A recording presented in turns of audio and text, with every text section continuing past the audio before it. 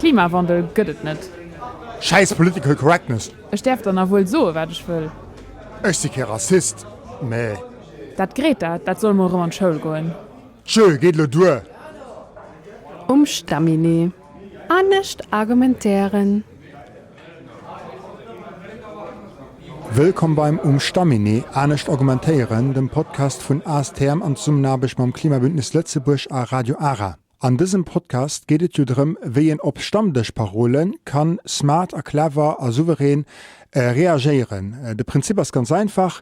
Ich habe immer Gast bei mir im Studio, mit dem ich vier Spielen, wie eben ein Stammtischparol an den Raum geklagt wird, und wie darüber kann reagieren.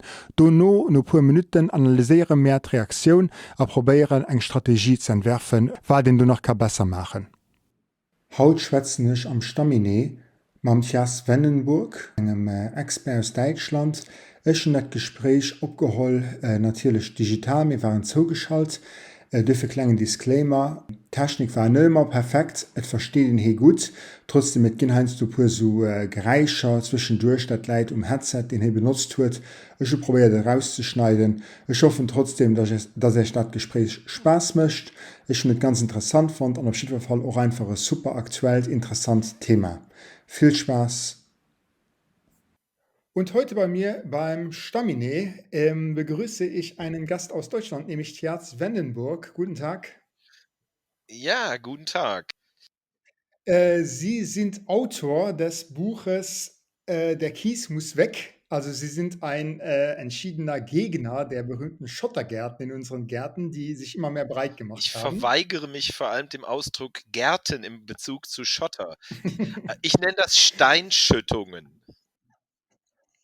Sie sind sehr auf Krawall gebürstet. Das ist sehr gut für unser Format. Das eignet sich sehr gut. Und Sie sind natürlich auch seit langem aktiv als Naturschützer, sind Herausgeber mehrerer Zeitschriften, genau, und betreiben auch mehrere Webseiten zu Gartenbau und Gartengestaltung. Ist das richtig? Das ist richtig. Ich beschäftige mich schon, ich möchte fast sagen, von Kindesbeinen an mit Gartengestaltung und mache das in allen möglichen Formaten, also bis in die Landschaftsarchitektur rein und in Garten- und Landschaftsbau. Also ich sehe solche Entwicklungen dann immer aus mehreren Perspektiven und deswegen, das hat mich vielleicht dann auch bewogen, dazu das Buch zu schreiben. Und ich habe sie entdeckt bei einer Veranstaltung des Mouvement Écologique zu eben diesem Thema Schottergärten, wie Sie es genannt haben, Kiesgärten in Luxemburg. Der Mouvement Écologique macht jetzt da seit letztem Jahr eben auch eine Kampagne, um Leute zu sensibilisieren, vielleicht andere Formen der Gartengestaltung auszuprobieren oder zurückzugehen vor der Kiesschüttung. Und da habe ich sie entdeckt und ich bin vielen Dank für Ihre Zeit. Sie kennen das Format inzwischen. Sie haben es mir erklärt, ja. Und wenn Sie bereit sind, dann würde ich sagen, hier kommt Ihre Stammtischparole. Ich bin bereit. Ja, also sorry, aber es ist einfach so, es gibt ein Recht auf Eigentum und ich darf auf meinem Grundstück machen, was ich will. Es geht mir einfach zu weit mit dieser, genau, der Verbieterei, alles verbieten zu wollen. Wenn ich Steine vor der Tür haben will, möchte ich Steine vor der Tür haben. Ich finde, es geht einfach zu weit. Also da muss ich mich wehren. Irgendwo ist Schluss. Also ich pflege ja da immer zu sagen, wie ist das denn, wenn ich jetzt Öl im Garten ausschütten möchte, nur weil das mein Garten ist? Also ich glaube, wir müssen einfach damit leben, dass in einer enger werdenden Welt, in einer auch dichter besiedelten Welt, einfach nicht mehr jeder alles dürfen darf. Also die Eigentumsrechte erleben wir ja jetzt während der Corona-Pandemie auch, die werden durchaus immer mal wieder müssen eingeschränkt werden im Sinne der Allgemeinheit. Und wenn wir einfach feststellen müssen, dass diese Schütterei von Kies oder Schotter vor die Haustüren für das Kleinklima schlecht ist, für die Artenvielfalt schlecht ist, dann muss man letztlich auch mal in die Eigentumsrechte eingreifen dürfen als Gesellschaft. Und dann ist das ja auch so, ja, man darf die Steine dahin schütten, aber es ist ja auch nicht wirklich gut für einen selber. Erstmal ist es nicht wirklich pflegeleicht, und zweitens möchte man sich ja auch nicht den eigenen Brutkasten vor die Haustür da bauen, und das tut man ja letztlich, wenn man da Steine auskippt, statt Pflanzen dort zu haben. Ja, aber das ist ja alles ganz schön. Aber wissen Sie, wie viele Nachbarschaftsstreitigkeiten es gibt wegen Bäumen, wegen Wiese und so weiter? Ich hatte selbst die Erfahrung gemacht, dass jedes Mal, wenn ich nicht rechtzeitig kurz geschnitten habe, sofort kamen die Nachbarn rüber, sofort hat sie gemeckert. Darauf habe ich auch keine Lust mehr. Deshalb ja, Steine sind praktisch und ich möchte einfach nicht mehr diesen Stress haben.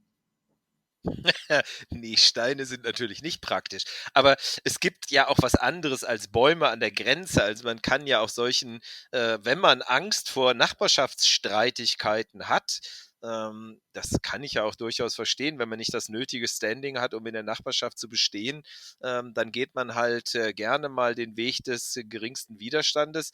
Aber in dem Fall geht das ja auch anders. Also statt Steine kann man ja auch mit Stauden arbeiten, was ich sowieso empfehlen würde. Also das sind kleinere, krautige Pflanzen, die jedes Jahr wiederkommen, aber nicht so groß werden.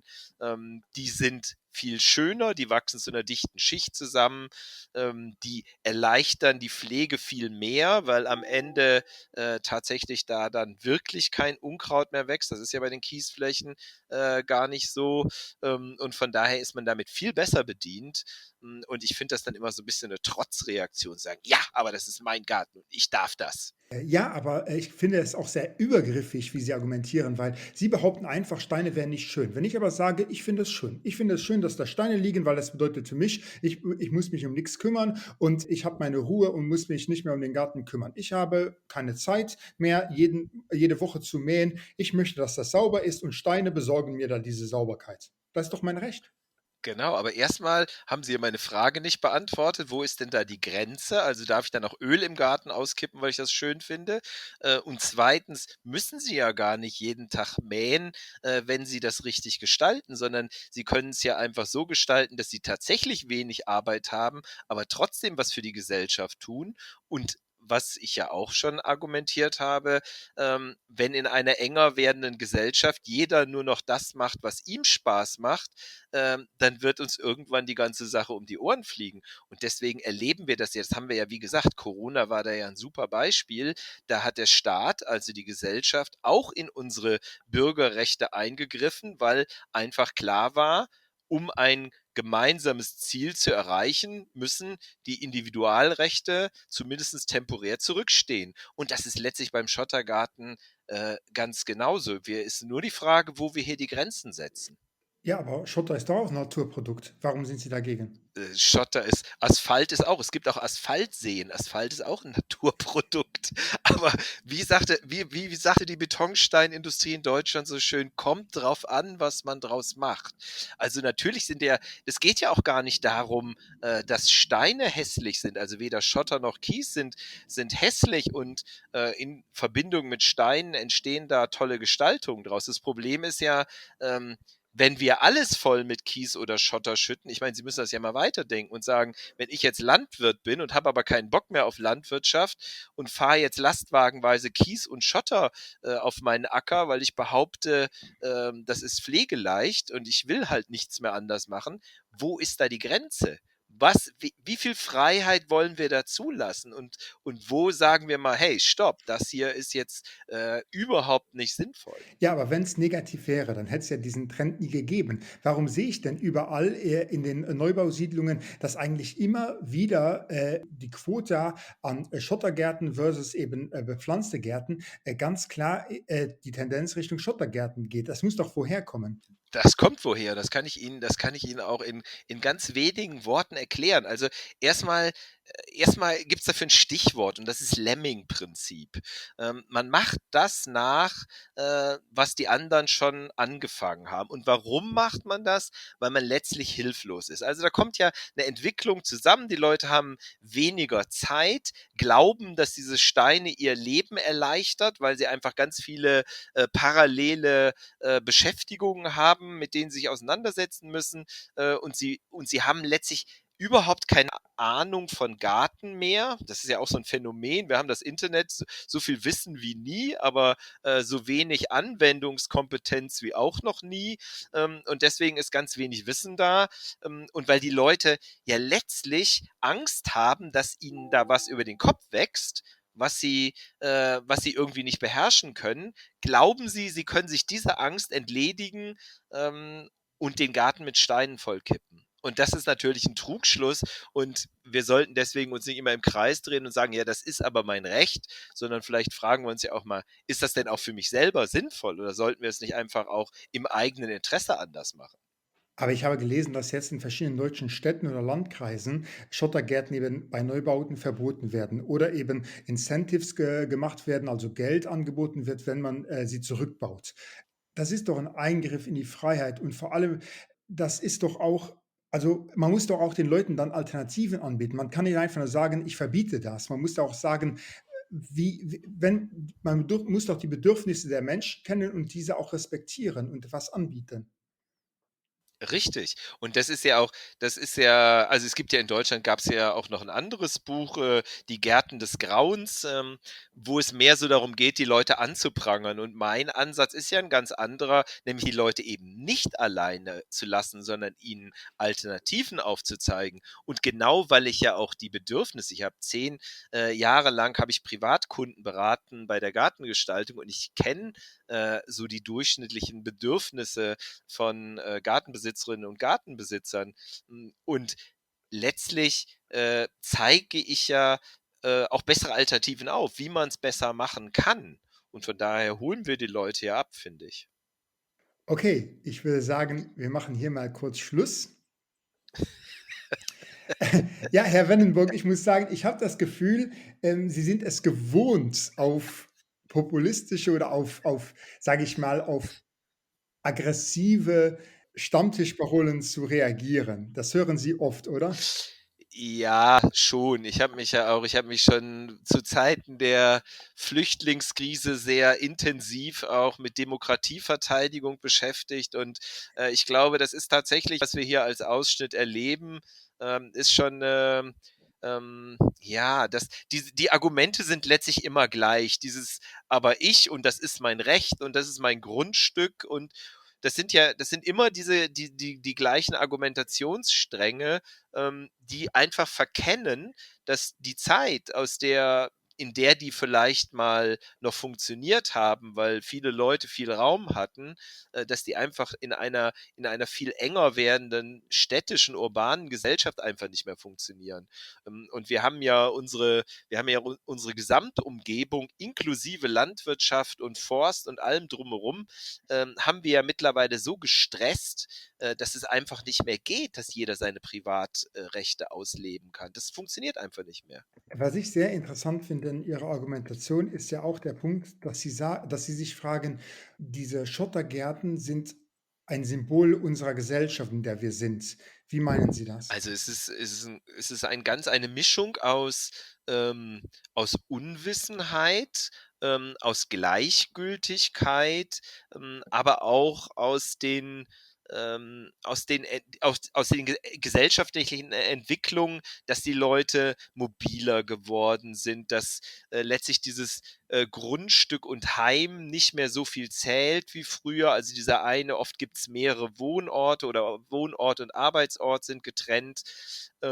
Und es ist tatsächlich auch was ganz lustig ist, eine ganz alte, hergebrachte Geschichte ist, wo ich glaube, dass der Kies ganz besonders auch letztlich herkommt.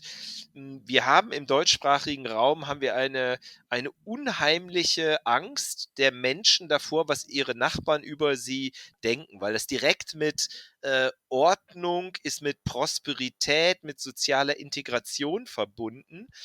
Und in diesem Konflikt, dass die Leute wenig Zeit haben, wenig Ahnung haben und Angst haben, sie wollen auch nicht mehr was sie von ihrer Oma vielleicht noch erlebt haben, dass sie da zwischen Rosen rumgekraucht ist und den Boden gehakt hat, das wollen die nicht mehr. Und die haben einfach die Angst, dass das, was da jetzt wachsen könnte, dass das ihnen über den Kopf wächst und genau dieser Zweifel an sozialer Integration, an Ordnungsbereitschaft, integriert sein, dass das in Zweifel gezogen wird. Und der Kies ist dafür ein Ausdruck, weil man glaubt, man schüttet Steine hin und dann ist dieses Konfliktfeld da vorne bereinigt. Das nimmt einem nichts mehr von seiner Zeit sozusagen. Analog dazu ähm, ist Ihre Sensibilisierungskampagne ja auch dahingehend interessant, dass Sie sagen, eigentlich sind diese Schottergärten auch auf lange Sicht negativ für den Besitzer. Er ist sich dessen aber oft nicht bewusst. Was sind denn sozusagen negative Na, Faktoren? es gibt ja ein ganzes Bündel an negativen Faktoren, die einen auch selber betreffen. Einer der krassesten, würde ich mal sagen, ist die direkte Ausstrahlung. Also ich hatte gestern noch so eine schöne Sendung gesehen im WDR. Da ging es darum, wie sich Materialien verhalten unter Sonneneinstrahlung. Und Steine haben die Eigenschaft, dass sie sich entweder, wenn sie dunkel sind, unter Sonneneinstrahlung schnell aufheizen und die Wärme dann auch sehr lange halten. Und wir haben ja letztlich gerade in den Siedlungsbereichen haben wir ja ganz viel Infrastruktur. Also wir haben Straßen, wir haben Auffahrten, wir haben Zuwegungen, wir haben die Fassaden.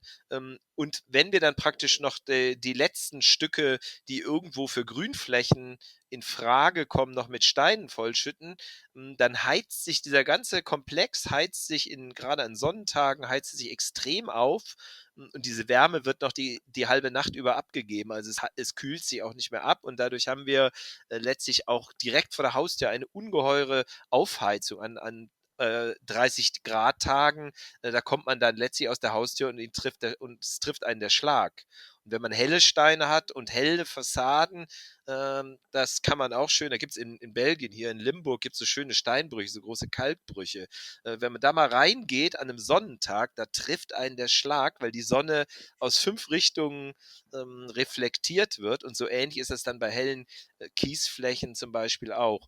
Und dann ist es natürlich so, dass es tatsächlich überhaupt nicht pflegeleicht ist, sondern diese Flächen sehen irgendwann schmuddelig aus, weil natürlich aus der Luft Schmutz eingetragen wird, es werden Samen eingetragen, auf den Steinen wachsen Algen oder Flechten, je nachdem wie die Luftfeuchtigkeit ist.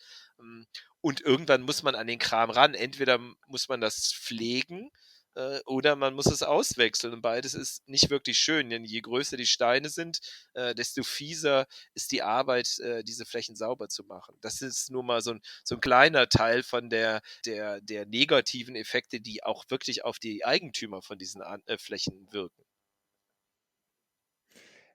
Ja, ich finde aber auch interessant, dass ich mal gelesen habe, Sie meinen, es ist auch Symbol in dem Sinne, dass es sehr ausladend wirkt in Bezug auf die Kommunikation unter Nachbarn, dass man gar keine Lust hat, da lange zu stehen und, dass es auch, eigentlich auch kinderfeindlich Auf ist. jeden Fall. Also es ist, wir können ja letztlich bewerten, wo Menschen sich wohlfühlen an Flächen. Und ich glaube, dass letztlich diese Angst vor den Nachbarn, dass die größer ist als die Angst davor, dass die Fläche, also das blendet man letztlich aus, dass man letztlich sich auf so eine Art Vorgarten, das war immer so auch so ein Slogan, der Vorgarten ist die Visitenkarte des Hausbesitzers oder der Hausbesitzerin. Und natürlich ist so eine, ich sag mal, nicht Garten, sondern so eine Schüttung ist natürlich auch eine Visitenkarte. Und was ja auch ganz lustig ist, dann werden ja da oft diese diese Pompon-Dinger reingepflanzt, diese Krüppelbäumchen, die auch, wenn sie so bleiben sollen, eine irre Pflege brauchen, weil die muss ja einer wieder so schnibbeln, wie die Baumschuler das über Jahre in der Baumschule gemacht haben. Und das ist ja dann noch so ein Ausrufezeichen, wenn man dann sagt, ah, guck mal, das ist mein Statussymbol. Also man schüttet den mineralischen Kram dahin, pflanzt sich dann so ein Statussymbol dahin und das sagt natürlich ganz viel über die Menschen, die da wohnen. Ich habe erlebt, dass wenn ich mit Leuten darüber rede und sage, dass es eben auch Bienensterben und, Insektensterben und das ist ein Problem, dann sagen sie: „Ja super, ich will auch keine Insekten bei mir im Ja, Haus das haben.“ das habe ich ja gesagt. Also, es ist auch ein großer Teil dieser Entwicklung ist auch Gleichgültigkeit und Egoismus. Das muss man einfach sagen. Man sagt, mir ist das eigentlich ist das, was da hinten passiert, ist mir total wurscht. Mir geht es jetzt erstmal nur um meinen Bereich und ich möchte keine Fassadenbegrünung, weil dann habe ich vielleicht Spinnen im Haus oder tatsächlich Bienen. Und die Leute setzen sich ja auch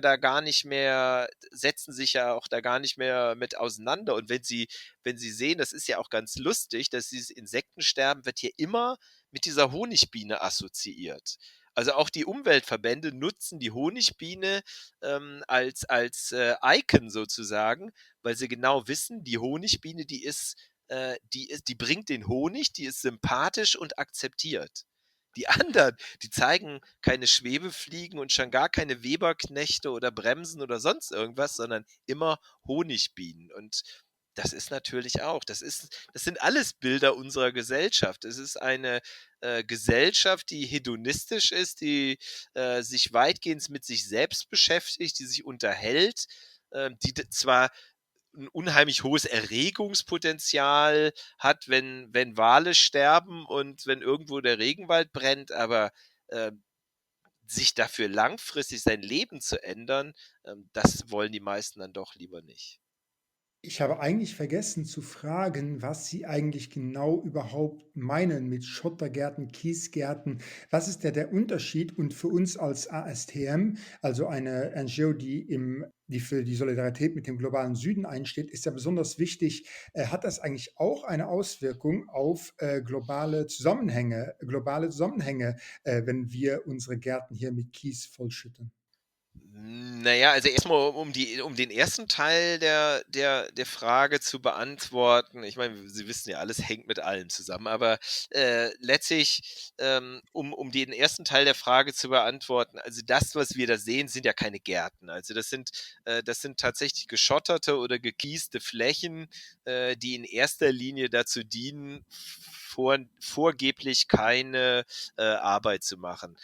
Ich wehre mich dagegen, dass das Gärten sind, weil das ist so ein bisschen die Gefahr dabei, dass auch sinnvolle Gestaltung unter die Räder kommt. Also man kann zum Beispiel ein Kiesgarten ist per se ein mit unterschiedlichen Kiesfraktionen gestalteter Garten, meistens mit einer hohen Dynamik, also mit Pflanzen, die hier mal verschwinden und wiederkommen und ihren Platz wechseln, also die sich aussamen. Und Pflanzen, die sehr, ich sag mal, hitzeresistent sind. Und eigentlich kann man mit dieser Art von Gestaltung auch den Klimawandelfolgen im urbanen Raum eigentlich toll begegnen. Und gleichzeitig entstehen total lebendige und auch biologisch wertvolle Anlagen, die nicht nur schön aussehen, sondern eben auch extrem pflegeleicht sind. Aber das wissen die Leute natürlich nicht. Und den Weg dahin, Sie müssen ja denken, für jeden Einzelnen muss ich ja erstmal, wenn ich den am Wohnzimmertisch habe und kann dem das alles erklären, kann dem Bilder zeigen, kann dem Entwicklungszyklen aufzeigen, dann schaffe ich auch das Bild zu transportieren bei den meisten, es sei denn, es sind Menschen, die tatsächlich auch den Garten im Staubsauger pflegen wollen. Ähm, aber bis dahin ist es ja ein weiter Weg, die meisten Menschen so weit zu kriegen, dass ich so nah bei ihnen bin und so viel Kommunikation betreiben kann, habe ich ja nicht. Und zum zweiten Teil Ihrer Frage, ja, letztlich, ich meine, grundsätzlich ist das so, dass wir ja sowieso, wir betreiben eine Art des Konsums, der auf Kosten anderer geht. Das war schon immer so. Und letztlich sind diese Gärten, also auch diese Gleichgültigkeit allem anderen gegenüber, ja auch ein Ausdruck dessen. Und von daher sehe ich da auch tatsächlich auch den Bezug zu unserem Ressourcenverbrauch, unserer Bereitschaft, auch den anderen zu helfen, also uns auch für die anderen zu interessieren. Das steckt da schon alles drin. Mhm.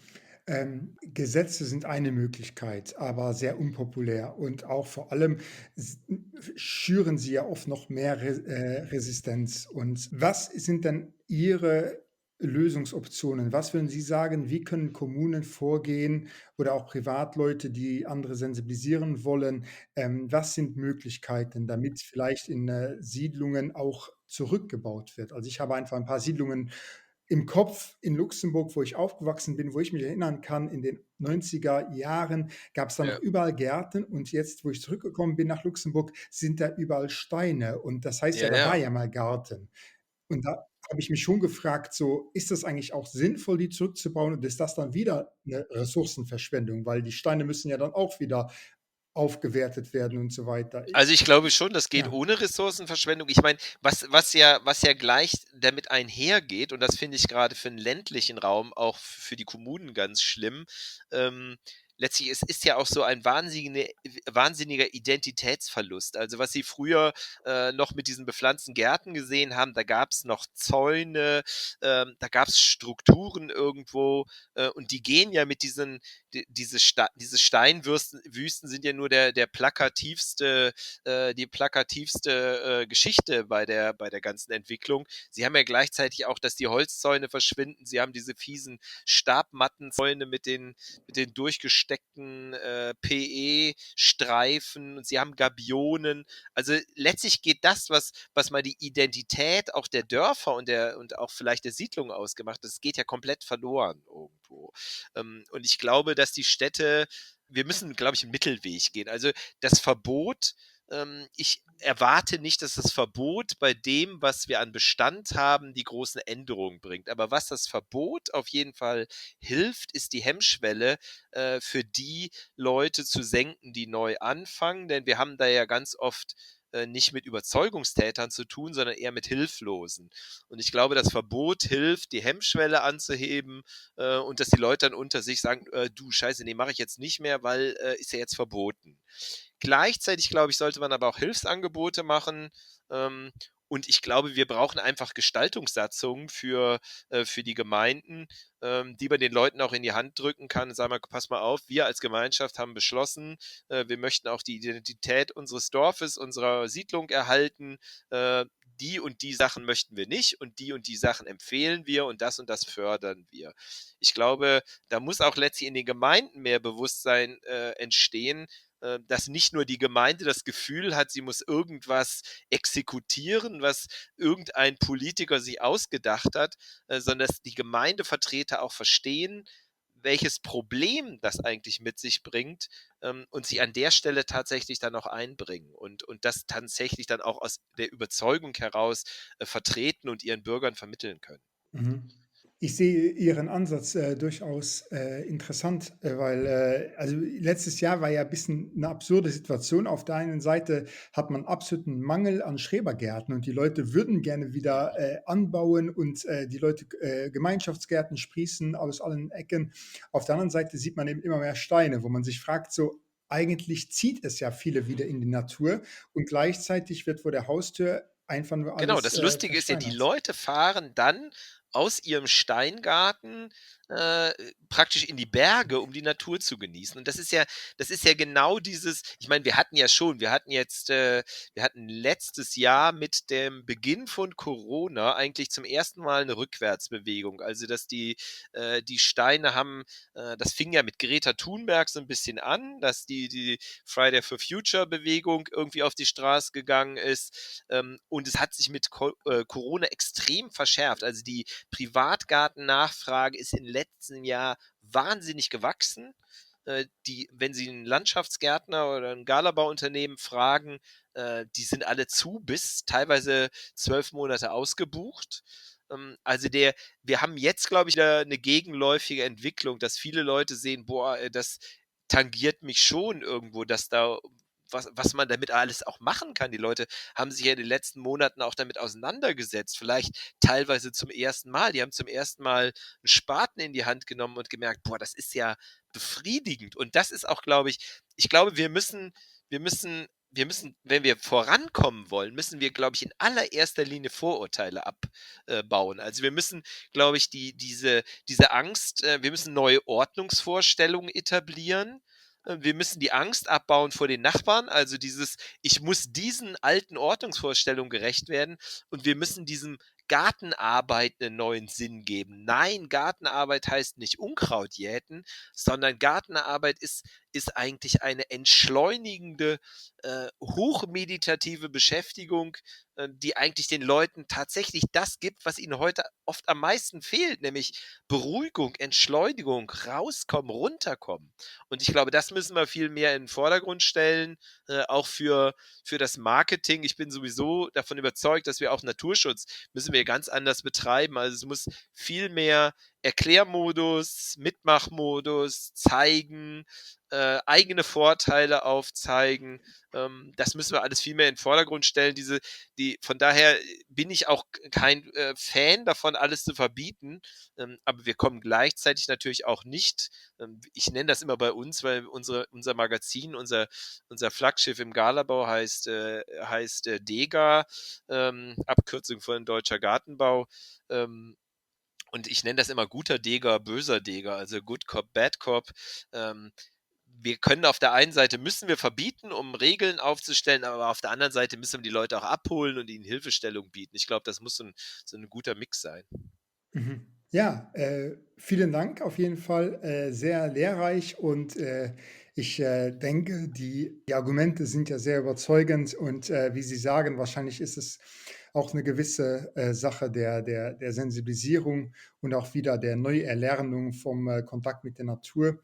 Und da sind wir vielleicht dann doch in den letzten Monaten ein bisschen weiter. Ich hoffe, es ist nachhaltig. Also ich glaube, dass viele Leute, ich meine, wir haben jetzt auch ganz viele Leute, die Burnout haben, die unter dieser Homeoffice-Situation leiden. Und ich glaube, wir haben da was anzubieten. Ich glaube, wir müssen die Leute tatsächlich da mit der Nase drauf stoßen. Und das ist teilweise wirklich ein weiter Weg. Ich erlebe das immer wieder in der Beratung. Selbst im Freundeskreis, selbst unter Akademikern, dass die Leute da teilweise so weit weg sind und Fragen an mich richten, die für mich Pillepalle sind, aber wo ich einfach merke, mein Gott, ich glaube, wir müssen einfach viel öfter in den Erklärmodus gehen und viel auch einfacher runtergehen und einfache Zusammenhänge erklären und da auch die Lust darauf wecken, sich mit den Sachen auseinanderzusetzen, weil sie sind ja hochgradig spannend und tatsächlich eben auch befriedigend. Auf jeden Fall vielen Dank und vielleicht kommen Sie noch mal nach Luxemburg für einen Vortrag in Live. Ja, warum nicht? Vielen Dank. Stamine. Nicht argumentieren. Das wäret für diesen Monat von meinerseits.